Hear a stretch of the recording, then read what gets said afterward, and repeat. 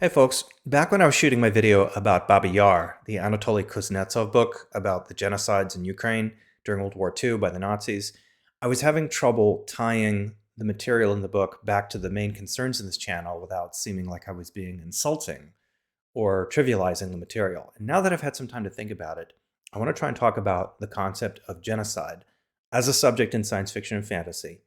And I want to talk about it as it was informed by this book, among other things. So, one of the things that I was thinking about during the reading of the book and afterwards is how there are two chief components to the way a genocide works: the systematic destruction of a population based on the idea that they don't deserve to exist. One of them is the technical component of the genocide, the actual process of destruction. And the other is the emotional component. And both of these things, I think, are necessary. You have to have not only the means, the mechanical means by which to destroy a population, but you need to also have the emotional incentive to commit enough people to the process to have it performed in the first place. One of the things that World War II's lessons taught us about mechanized killing was that you cannot perform this kind of mechanized killing, this kind of mass slaughter in an industrial fashion, without diffusion of responsibility. And so one of the things I was coming across in the book was how they were using things like slave labor as one of the chief mechanisms for performing the dirty work during the mass murders. The ravine itself, the ravine named Babi Yar, was itself a mechanism for the diffusion of responsibility. All you had to do was throw someone into the ravine, and they were as good as dead.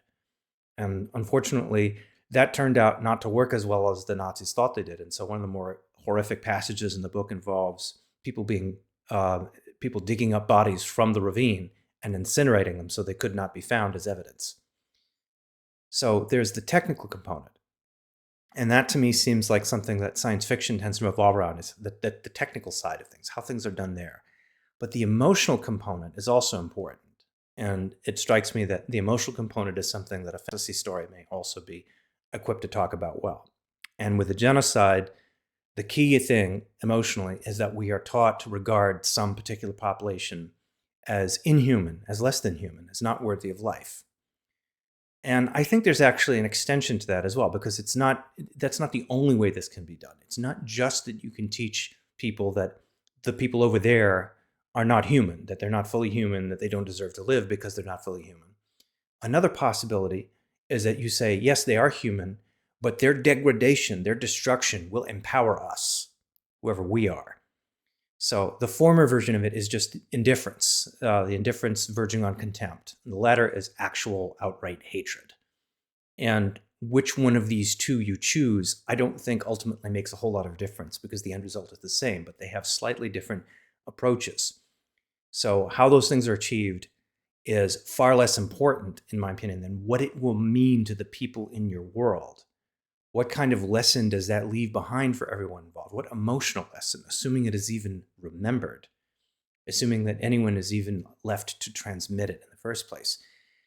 And in the book, I noticed that one of the things that I encountered was how the narrator, who was a boy at a young age, was coming across various bits of propaganda that were left by the Nazis once they had come into Ukraine.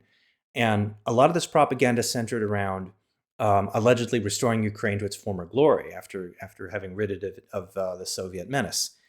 And among the elements of this propaganda was, of course, the scapegoating of Jews, the casual hatred of Jews, and allying, this part's important, allying the hatred of Jews with the restoration of Ukraine. So the restoration of the humanity of those in Ukraine required that someone else be sacrificed for the sake of it. For their freedom and dignity to be restored, someone else has to be destroyed. So we have the technical component. Again, this is something that science fiction tends to revolve around. And we have the emotional component, which is something that fantasy also tends to revolve around. And I don't want to make it sound like they exclusively revolve around those things, but that tends to be where those things start with those two genres. With SF, you tend to start in the technical realm, and with fantasy, you tend to start in the emotional or spiritual realm. But they don't, by any means, stay there exclusively. The two can interpenetrate, they can inform each other. So you can have you can have an SF story that starts on the technical side and absolutely brings in the emotional component, and vice versa. a fantasy story that begins with the emotional component and then adds the technical side of this to it. And in either case, you have a greater illumination of how something like this can become possible.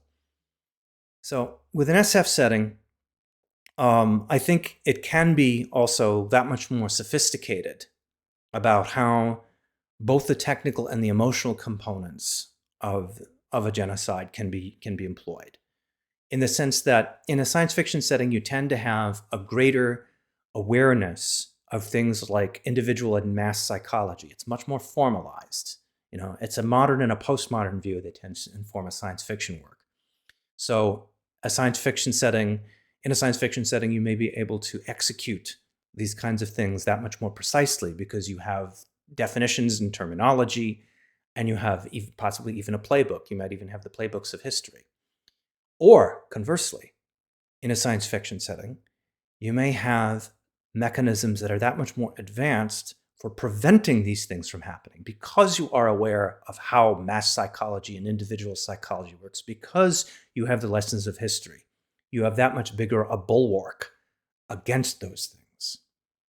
Now, in a fantasy setting, you don't tend to have modern concepts like individual or mass psychology, but that doesn't mean that they don't exist. That doesn't mean that you don't have people who are aware of such things and are able to exploit them.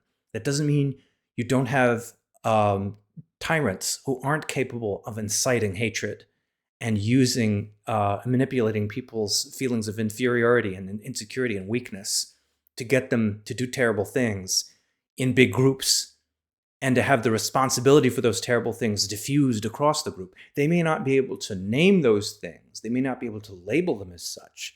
They may not have any sophisticated study of them. Their understanding of these things may be no more than, say, something along the lines of Machiavelli's work. A single work where things have been written down in a fairly straightforward way, not a whole field of study, as it were. So it's not that those things aren't possible. It's just that they may not be formalized, but it is still absolutely possible for such things to exist in a fantasy setting. And in a way, it may even be more dangerous there because they're not formalized, because we don't have labels for them, because we can't point to them and say, it's wrong because of this. We may only be able to point to them and say, hey, this is wrong because of what I feel in my heart. Now, in both a fantasy and a science fiction setting, when dealing with a subject like genocide, there are a number of things that I think would be universally true, whether you're dealing with a modern, pre-modern, or postmodern environment. And one of them, and this is something that not only came out of a Kuznetsov work, but I've seen in many other books as well on the same subject, which is that in circumstances like these, it's really hard to talk about heroism in survival. Kuznetsov himself thought he was dead a dozen times over. There's a scene late in the book where he's got a Nazi officer pointing a gun right in his face, and he says to himself, this is it, I'm gone. And yet somehow he manages to survive through sheer luck. And he doesn't say this in so many words, but it's very clear that he begins to feel that his survival, if it depends on luck, there's nothing of him in it, so to speak. If your life and your death are nothing but a spin of the wheel, what meaning does it have? And I saw much of the same thing communicated a little bit more directly and forcefully in another book by Primo Levi, a book called If This Be a Man, which was originally translated into English as Survival in Auschwitz. And if you haven't read it, I highly recommend it, along with the rest of Primo Levi's work. Levi was a chemist. He was an Italian Jew who was rounded up and deported to Auschwitz. And he managed to get himself that much more of a crumb of survival by letting the Nazis know that he had skills in chemistry. And so he ended up being sort of employed in what was to have been a chemical plant that would have developed synthetic fuel. The plant was never even really got off the ground. The whole place was nothing more than a pretext on the part of people like Levi to use it for material that would further aid their survival in the camp. He was one of the very last survivors still there when the camp was liberated by the Soviet army. And again, he too thought, it wasn't really my skills and my cunning that allowed me to survive. A lot of time it was just the sheer roll of the dice. So these are things that I think are universal to both a fantasy and science fiction setting, the sense that our fate is not necessarily even in our hands. And one of the other things I saw as being something that can be placed into either of these settings is the sense that truth and memory only survive as long as there's someone to remember and speak truthfully. And the way that the truth can be distorted and the way that truth can be preserved, I think both have very different incarnations in science fiction and fantasy settings. In science fiction, there are any number of ways that we can talk about the truth as a commodity, and as it being reduced to mere information, as the way that disinformation can be manufactured. Or in fantasy settings, you have the idea of the truth being buried somewhere, and then in some tome in some library, and then resurrected centuries later under the right circumstances. But again, it only survives as long as there's someone to remember it and to speak truthfully about it.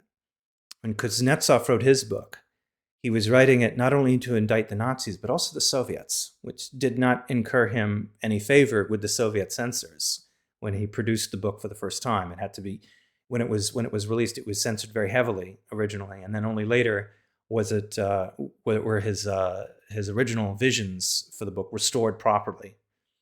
So he wrote about both the Soviets and the Nazis, each of which were committing crimes of their own, and each of which were different embodiments of the kinds of things that he hated more than anything else in the world. And he was deeply dismayed at how easy it was for the truth to go missing when there was no one to speak for it. So that's another universal insight, and it's a grim insight, but it's a necessary one.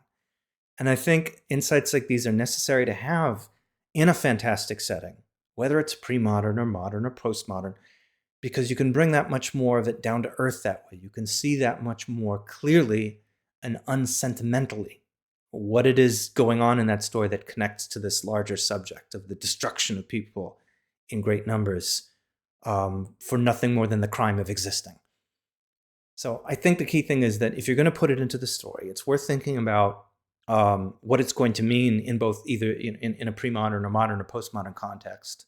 Whether you're writing fantasy or science fiction, each is going to have their own flavor. And it also makes sense to not trivialize the concept. You shouldn't put these things in there as an attempt to preemptively make it important or as spice. If your story does not need to have genocide as an ingredient, if it doesn't revolve around genocide thematically, then maybe that's something best left for a story where it's going to have a more naturally central place. So I'm sorry if this was a little disjointed, but I did want to try and take my thoughts about Babi Yar and about the literature of genocide generally. And I think I have more to say about that in future videos too, when my thoughts are a little more collected. But I did want to get that down and present it to you. And I hope it serves you constructively in the future for your own work. See you around.